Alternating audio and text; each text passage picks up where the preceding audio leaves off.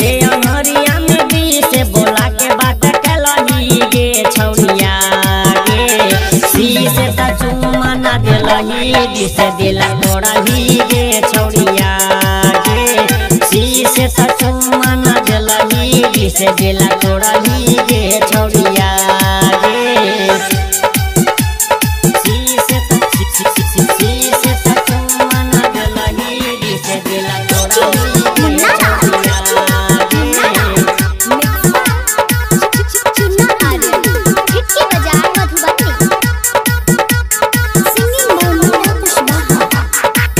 चंदोली में तोरा चौमिन खिए लियो पटना में तोरा पायल दिले लियो चंदोली में तोरा चौमिन खिए लियो पटना में तोरा पायल दिले लियो आगरा में घाघरा दिले लियो झुमका में झुमका गे गोरिया गे आगरा में घाघरा दिले लियो झुमका में झुमका गे गोरिया डी से दिला तोड़ही गे छौड़िया गे सी से त चुम्मा ना दिलही डी से दिला तोड़ही गे छौड़िया गे सी से त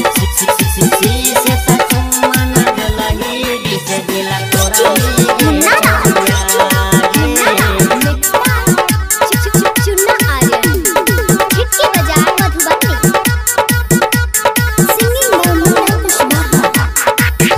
मधेपुरा में तोरा मोमो खिए लियो सहरसा में तोरा सिकरी ले दे लियो मधेपुरा में तोरा मोमो खिए लियो सहरसा में तोरा सिकरी ले दे लियो मुन्ना के सीना में कहियो यागिया लगलही गे छौड़िया गे मुन्ना के सीना में कहियो यागिया लगलही गे छौड़िया डी से दिला तोड़ही गे छौड़िया